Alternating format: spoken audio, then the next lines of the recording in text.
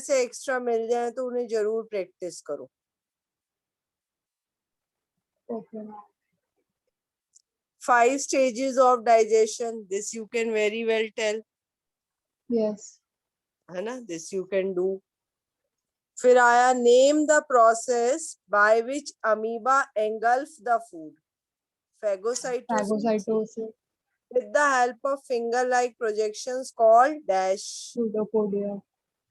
ठीक है. Dash enter the food vacuole in amoeba to break down the food. देखो Digestive enzymes. once the food is inside the amoeba, it will called as food vacuole. Then all that steps take place. Digestion भी होता है with the help of digestive enzymes, plus absorption भी होता है, assimilation भी होता है और egestion भी होता है. फिर क्वेश्चन आया अमीबा के कौन से पार्ट से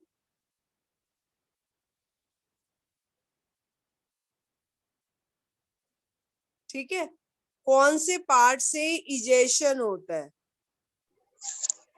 हम सेल वॉल रप्चर होती है, किसी भी पार्ट से हो जाता है. हाँ मतलब किसी मतलब कोई पर्टिकुलर पार्ट नहीं है. नहीं. Name the unicellular animal which uses cilia to move the food particle in the mouth. Paramecium. Paramecium, ठीक है. Which of the organ perform the function of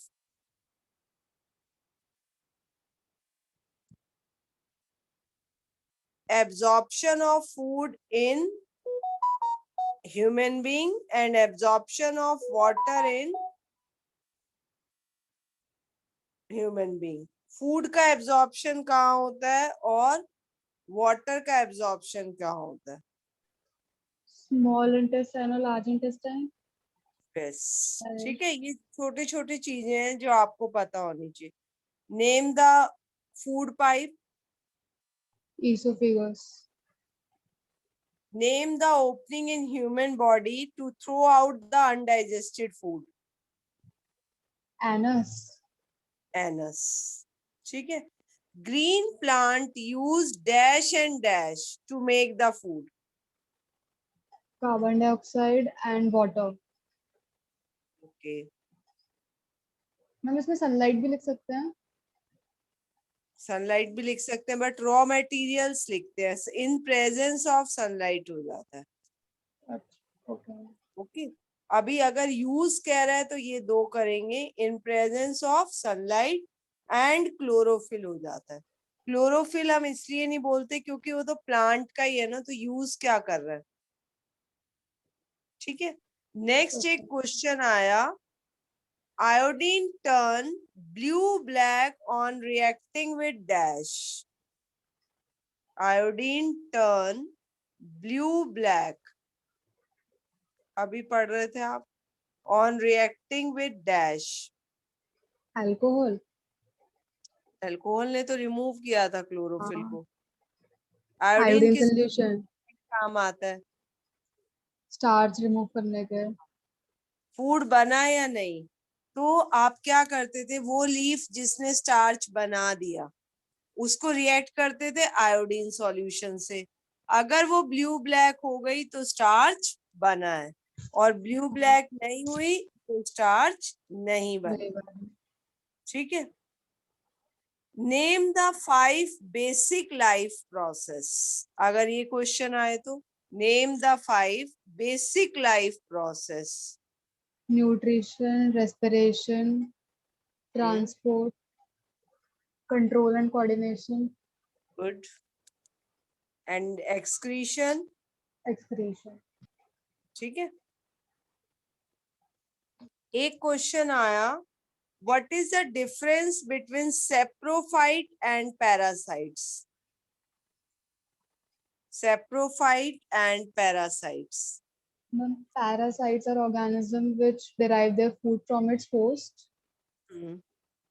And saprophytes, they derive their food from decaying matter. Okay. Dead and decaying matter. अब एक question है, देखो, X energy convert to Y energy. X energy convert to Y energy by the process called photosynthesis. Photosynthesis process ने X energy को Y energy में convert कर दिया. What is this X and what is this Y? Sunlight energy to glucose energy. Glucose नहीं, chemical. Chemical. Chemical compound है ना glucose. Okay. ठीक है, नई इन्वेंशन कर दी ग्लूकोज एनर्जी.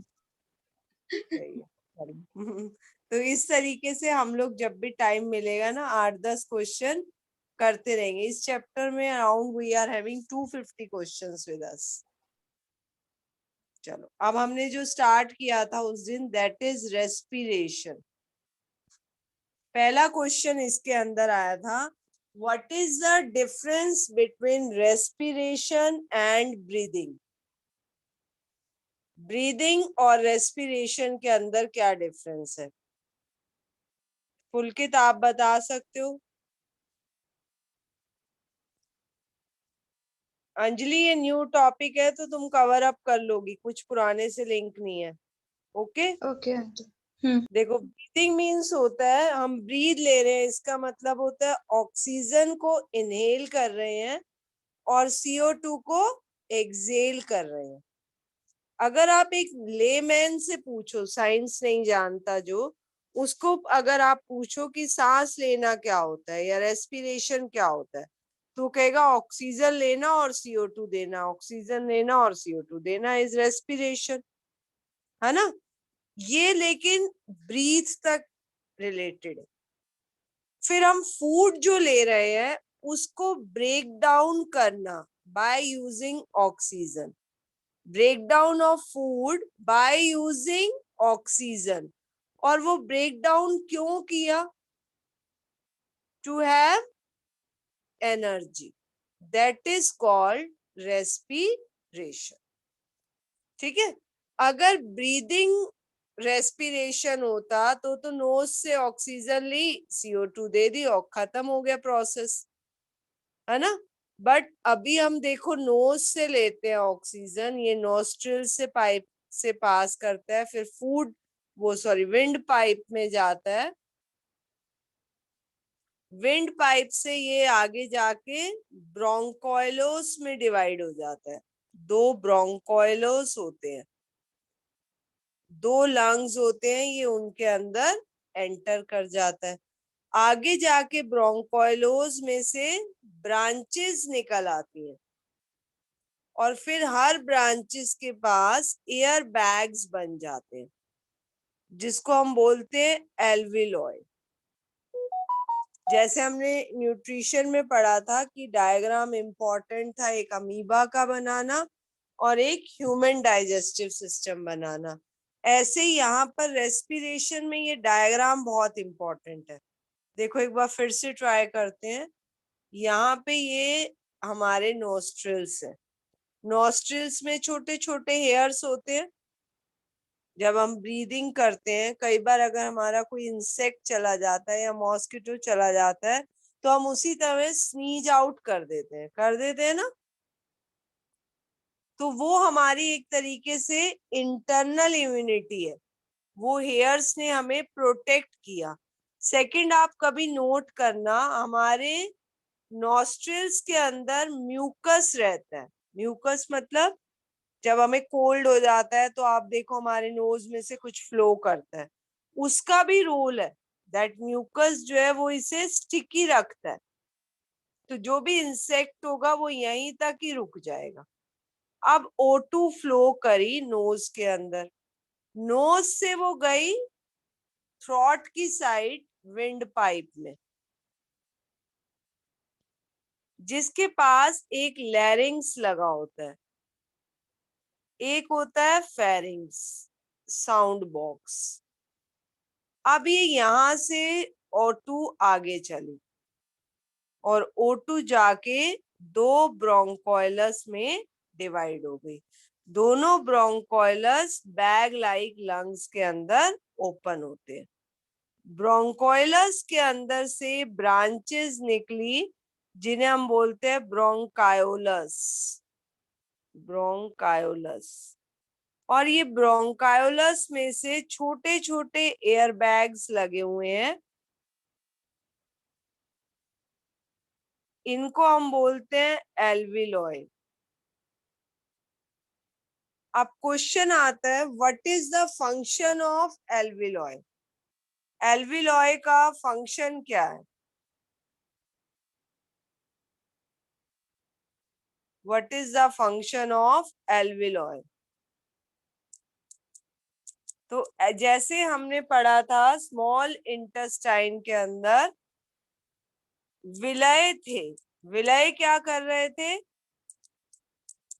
सरफेस एरिया को Surface area. इंक्रीज कर रहे थे, है ना। और विलय होने से क्या हुआ? एब्जॉर्प्शन बेटर हो गई थी। सेम वे ये एल्विलॉय जो होते हैं, ये सरफेस एरिया इंप्रूव कर देते हैं लंग्स का। देखो अभी जो डिजीज चल रही है कोविड की, उसमें मेजर इशू हमें क्या आ रहा है? बार बार आप लोग न्यूज में इधर उधर क्या सुन रहे हो? यू आर थिंकिंग अबाउट कि बॉडी के अंदर ऑक्सीजन का लेवल डाउन हो गया, ऐसा ही कुछ सुन रहे हैं ना। ठीक है। अब Yes. आप समझो ये प्रोसेस क्या होता है। ये नोज से हमने ऑक्सीजन को इनहेल किया। नोज आप देखो ऊपर की साइड से जाते हुए कनेक्ट हो गया, थ्रॉट से नीचे दो लंग्स बने होते हैं।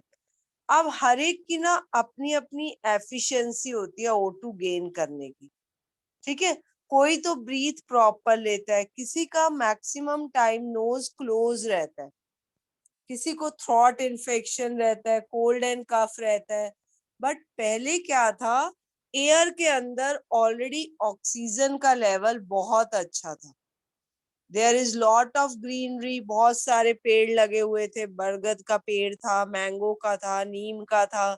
अभी धीरे धीरे क्या हुआ, particularly in metro cities, Delhi, Mumbai, Bangalore की साइड, ये तो प्लांट्स तो हो गए कट। गुड़गांव देख लो आप, और हाई राइज बिल्डिंग बन गई। ठीक है। अब मतलब उतने एरिया के अंदर ऑक्सीजन का लेवल तो फिक्स था ना, कि इतने % ऑक्सीजन होगी, लेकिन हाई राइज बिल्डिंग में पॉपुलेशन उतने एरिया के अंदर बढ़ गई।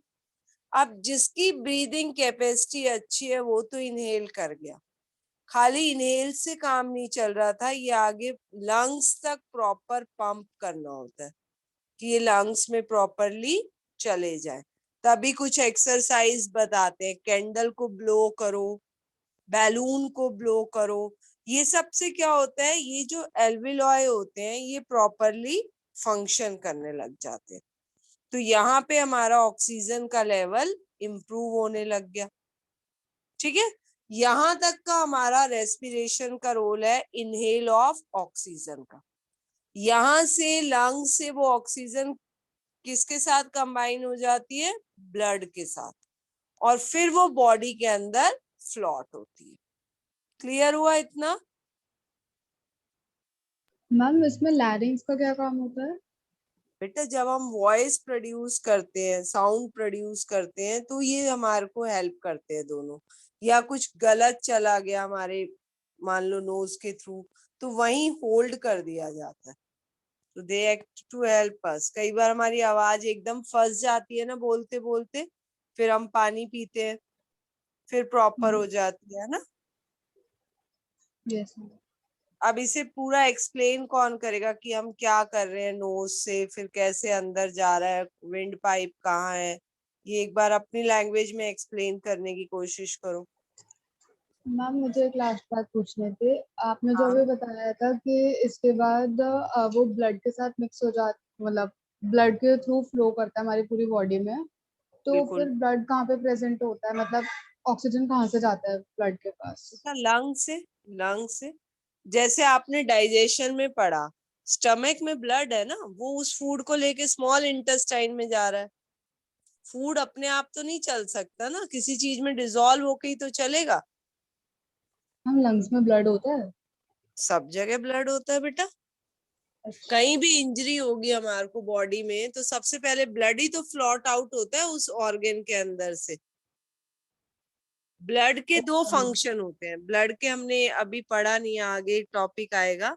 ब्लड के मेन दो फंक्शन होते हैं, एक तो फूड को पास ऑन कर रहा है पूरी बॉडी के अंदर, दूसरा ऑक्सीजन लेके भी ब्लड जा रहा है और ऑक्सीजन लेके भी ब्लड आएगा बेटा, ओ CO2। अभी CO इसी में हमें वापस भी तो भेजना है CO2 को, ठीक है। अभी वो समझ आएगा, पहले ये जो टॉपिक है इसको एक्सप्लेन करो अपनी लैंग्वेज में। कैसे स्टार्ट करोगे अंजलि, तुम्हें क्लियर हुआ बेटा? एक्सप्लेन कर सकते हो? एक्सप्लेन थोड़ा थोड़ा हुआ है क्लियर अभी। अब जितना थोड़ा थोड़ा स्टार्ट नहीं करो, तो कोशिश करो। ऐसा नहीं हो पाएगा। चलो आप बताओ बेटा, आपको अगर क्लियर है तो एक एक स्टेप से स्टार्ट करो। We take the oxygen from the nostril, पहला पॉइंट आया, we take the oxygen from the nostrils, इतना क्लियर है? In the nostril, hairs and mucus, these two things are present as a protective organs for us, ठीक है। अब nostril से oxygen आगे गई, नोज के थ्रू पास होते हुए कहाँ पहुंच गई?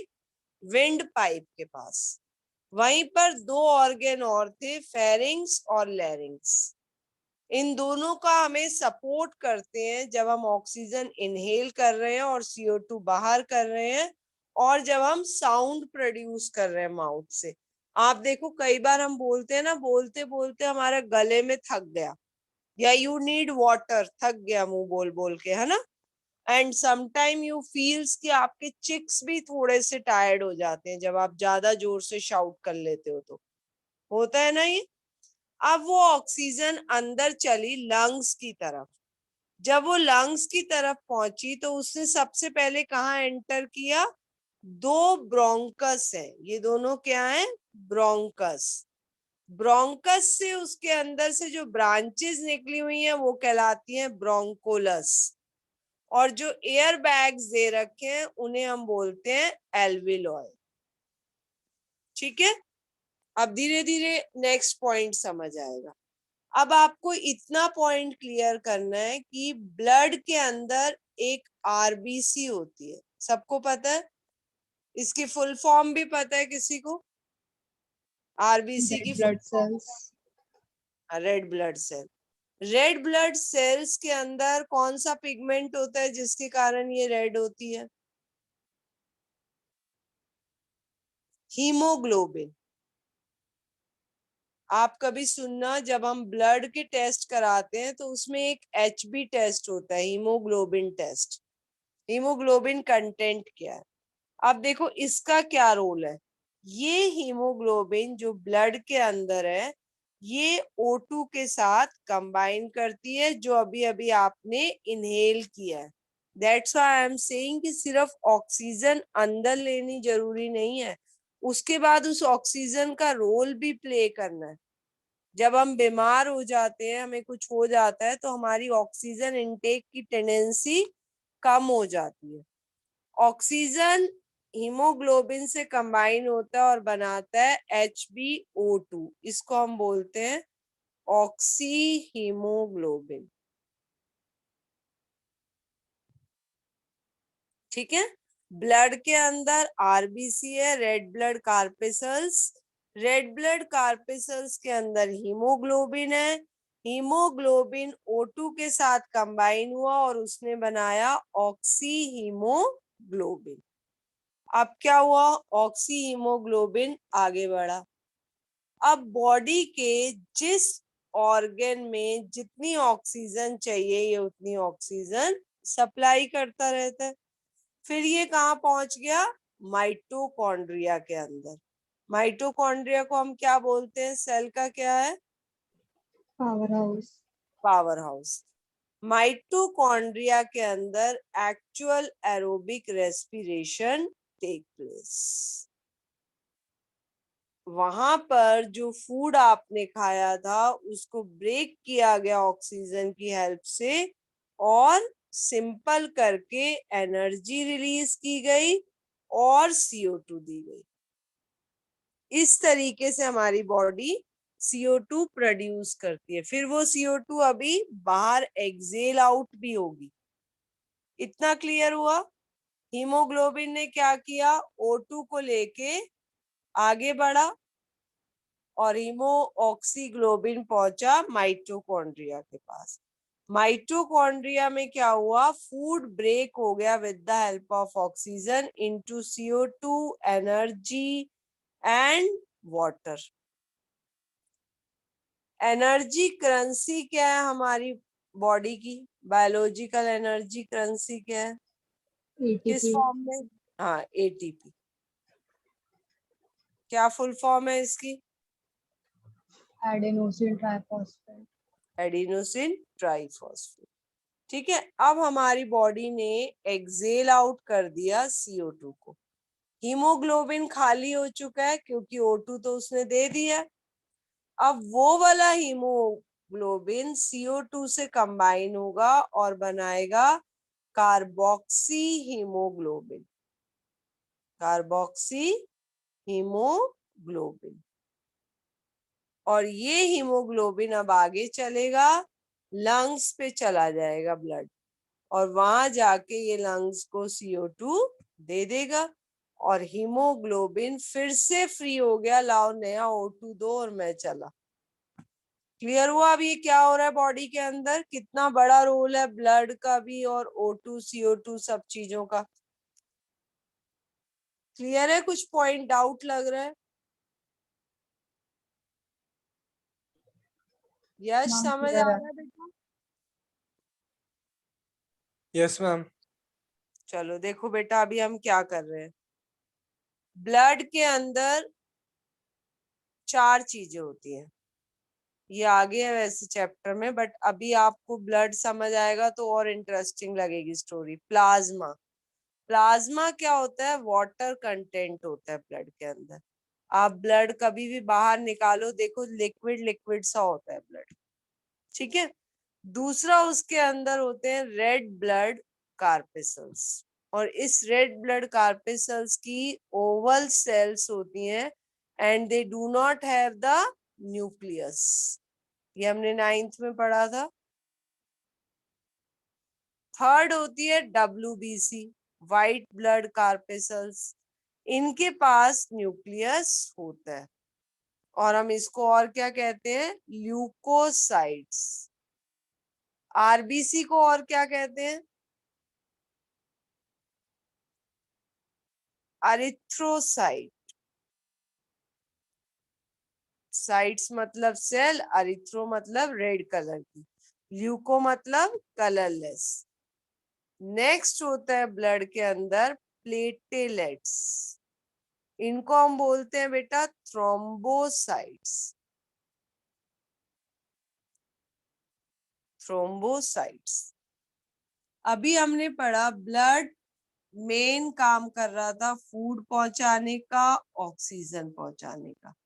एक और बहुत अच्छा ब्लड काम करता है, बॉडी के टेम्परेचर को मेंटेन रखता है। बॉडी के अंदर पर्टिकुलर टेम्परेचर मेंटेन रखना बहुत इंपॉर्टेंट है। ना तो बॉडी एक टेम्परेचर से लो जा सकती है, ना एक टेम्परेचर से हाई जा सकती है। उसका रीजन क्या होता है? जब आपने डाइजेशन ऑफ फूड पढ़ा था तो हमने कुछ एंजाइम्स के नाम लिए थे। जैसे स्लाइवा में हमने बोला था स्लेवरी अमाइलेज है। देखो, आप हॉट वाटर एक लिमिट तक ही पी सकते हो, उससे ज्यादा हॉट आप पी नहीं पाते हो। नेक्स्ट, जब आप और आगे चले थे, स्टमक के अंदर पेप्सिन हार्मोन था, फिर स्मॉल इंटेस्टाइन के अंदर ट्रिप्सिन हार्मोन था। ये सब हार्मोन्स जो होते हैं, एंजाइम्स जो होते हैं, they act at particular pH value and particular temperature. pH हमने डिस्कस की थी, अगर 7 से लेस होगा तो एसिडिक मीडियम हो गया और 7 से हाई होगा तो बेसिक मीडियम हो गया। तो डाइजेशन हो या बॉडी के कोई भी फंक्शन हो, हमें एक पर्टिकुलर टेम्परेचर वैल्यू चाहिए होती है, जिसे ब्लड कैसे मेंटेन करता है? ब्लड क्या करता है, अपने फ्लो को कंट्रोल करके, जहां पे ठंडा हो रहा है कुछ, वहां पे थोड़ा सा फास्ट चला, वो रीजन हीट अप हो गया। जहां पे हीट अप हो रहा है वहां थोड़ा सा कूल हो गया। कई बार हमें गुस्सा आता है, हम एकदम टेम्पर लूज कर जाते हैं, उस समय देखो आपका ब्लड एकदम हॉट अप होगा, and everyone says cool down, relax हो जाओ, रिलैक्स हो जाओ। The moment it takes the time, आप देखो वो वापस आप फील भी करोगे अपनी बॉडी के अंदर कि मूवमेंट होती है और आप अंदर से कूल फील करते हो, तो आप अंदर से ही हॉट फील कर रहे होते हो। आप कोई भी दोस्त समझाए, मम्मी समझाए, कोई भी बोले, उससे आप बोलते हो बस शांत, मैं नहीं शांत होऊंगा, क्योंकि आप उस समय हाई लेवल पे हो।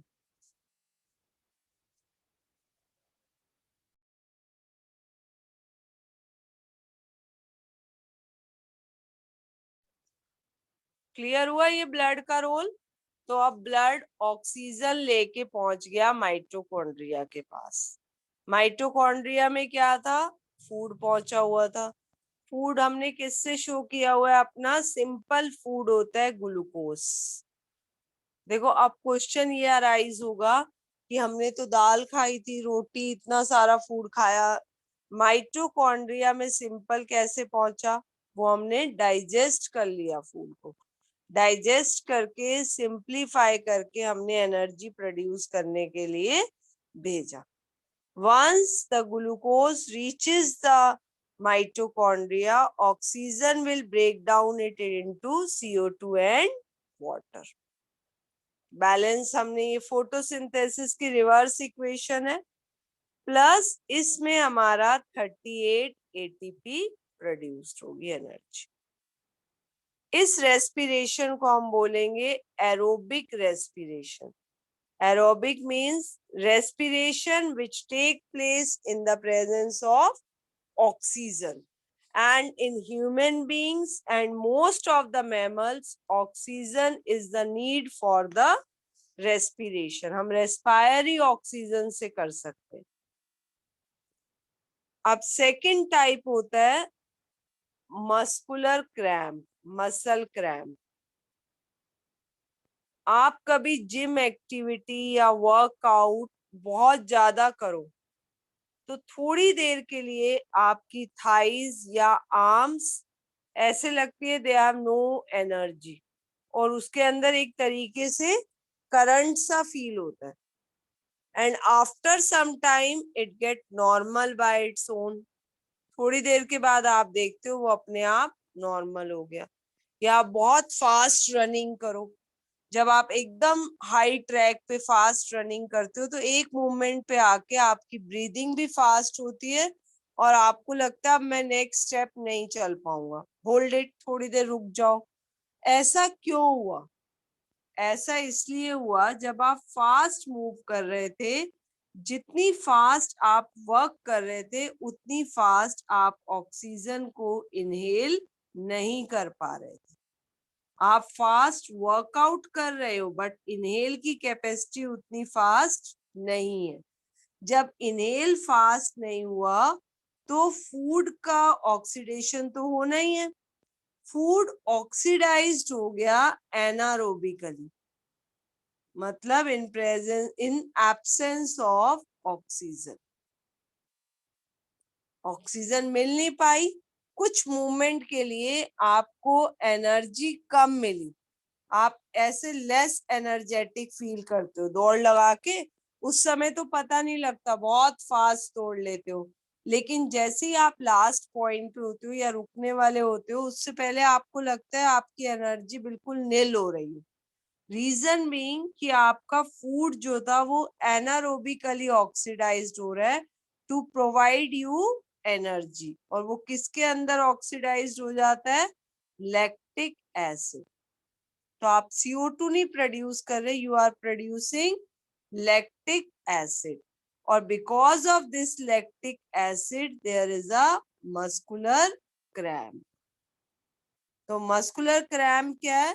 थोड़ी देर के लिए you feel like I am energy less. और वो एनर्जी लेस आपने क्यों फील किया? When you do more workout, then inhale of oxygen is not at that speed at which you are doing workout. Gym activity है, running है, इन सब में आप कभी करके भी देखना, फील करोगे आप कि एक मोमेंट पे आप फील करते हो कि मेरी एनर्जी कम हो गई और मेरा पैर में कुछ हो रहा है और कुछ नहीं करना पड़ता, ना कोई मूव लगाते हैं ना कुछ। After 2-3 minutes he you feel okay. अब ऐसा क्यों हुआ? ओके क्यों हो गए? सोचो इसको, अपने आप ओके कैसे हो गए?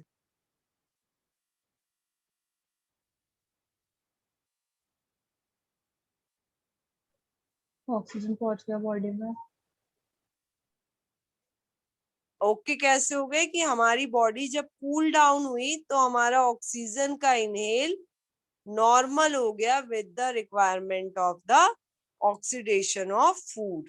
वो तो थोड़ी देर ऐसे था ना कि हमने एक्टिविटी ज्यादा करी, ऑक्सीजन बॉडी में कम गई, तो फूड एनारोबिकली ऑक्सीडाइज्ड होके बना रहा है lactic acid, plus ATP produce कर रहा है बट लेस प्रोड्यूस कर रहा है। और उस लैक्टिक एसिड से हमें क्या फील हो रहा है? Muscle cramp. Once we are over with it, inhale oxygen का नॉर्मल हो गया as per need of our body, as per need of our food oxidation. और उस समय हमें जितना इनहेल इंपॉर्टेंट है ना बेटा, उतना ही CO2 का एक्सेल भी इंपॉर्टेंट है। It's equally important. ऐसा नहीं है कि सिर्फ बॉडी में ऑक्सीजन जाती रहे, नहीं, CO2 भी आउट होना चाहिए। CO2 अगर बॉडी के अंदर रह गया दैट इज वेरी हार्मफुल। ठीक है, क्लियर हो रहा है इतना? अब कई बार क्या होता है, मॉर्निंग में जैसे आप उठे, मान लो आप 6 AM उठ गए, बट आपने बेड नहीं छोड़ा, you slip there till 8 AM, है ना? अभी तो लॉकडाउन में तो it is maximum with us, लेकिन आप फील करो जब 6 पे थे तो you are feeling fresh, and at 8 AM you are feeling little tired and irritating. Is it happen? हुआ है कभी? किसी ने ऐसा फील किया कि एकदम जब टाइमली उठ रहा था तो उतना इरिटेट नहीं था, तैयार भी होता था, स्कूल भी जा रहा था, सब काम कर रहा था, लेकिन जब वो लेट उठ रहा है और उठने के बाद सोया हुआ है, मतलब ये टाइम अलग भी हो सकता है आपके केस में ये 8 to 10 हो, किसी के केस में 9 to 11 हो, बट ये जो 2 hours आप सो जाते हो ये सोच के कि मैं रिलैक्स होऊंगा, वो रिलैक्स नहीं होके टायर्ड हो रहे होते हो। क्यों?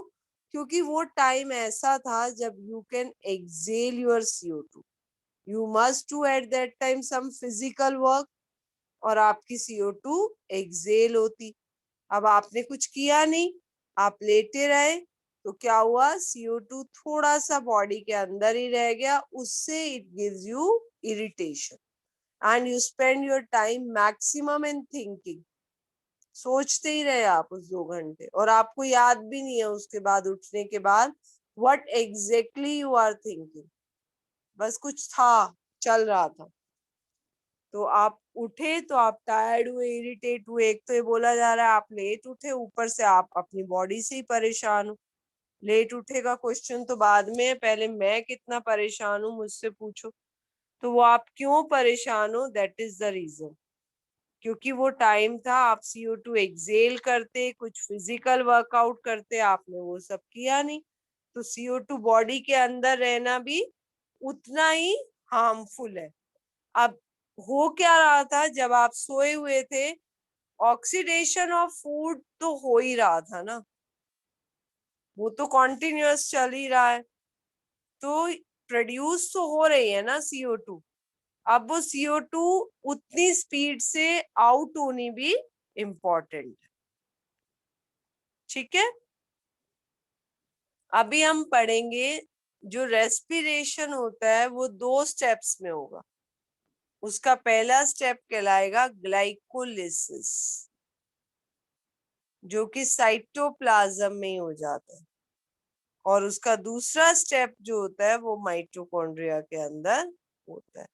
और फिर बड़ा इंटरेस्टिंग आएगा कि एरोबिक हो या एनारोबिक हो, कोई भी रेस्पिरेशन हो, ग्लाइकोलिसिस दोनों में होता है और साइटोप्लाज्म तक का स्टेप दोनों का आता है। उसके आगे माइटोकॉन्ड्रिया वाला स्टेप सिर्फ एरोबिक रेस्पिरेशन का आता है। ठीक है, तो इतना कल करके रखना, कल हम इसके आगे के प्रोसेस को समझेंगे। बट टिल दैट एनसीईआरटी या एस चांद जो भी बुक है आपकी, आप रेस्पिरेटरी सिस्टम को ड्रॉ जरूर कर लेना, वो इम्पोर्टेंट है। Respiratory system of human being, उसमें बड़ा अच्छे से बुक में शो किया हुआ है लंग्स को, ब्रोंकोइलस को, आगे ब्रांचेस बनाई हुई हैं, एल्विलॉय दिखाए हुए हैं, तो आप उसको ड्रॉ करने की प्रैक्टिस अच्छे से करना। एक बार अगर आपको इनहेल और एक्सेल आ गया ना, then it is very easy to understand oxidation of food कैसे हो रहा है एरोबिक में और एनारोबिक में। ठीक है, तो होपफुली कल हमारा रेस्पिरेशन कंप्लीट हो जाएगा। आई हैव अ सजेशन, आप एक काम करो, न्यूट्रिशन जितना हमने कर लिया ह्यूमन डाइजेस्टिव सिस्टम तक का, उसको वेडनेसडे टेस्ट के लिए प्रिपेयर कर लो, क्योंकि ये चैप्टर थोड़ा सा बड़ा है, पूरा चैप्टर का टेस्ट आप नहीं कर पाओगे स्टार्टअप में। कर सकते हैं ना, वेडनेसडे को एक छोटा सा पीडीएफ शेयर कर लेंगे, तो आप न्यूट्रिशन तक के कल क्वेश्चन कंप्लीट करना। डाउट आए तो यू कैन सेंड मी।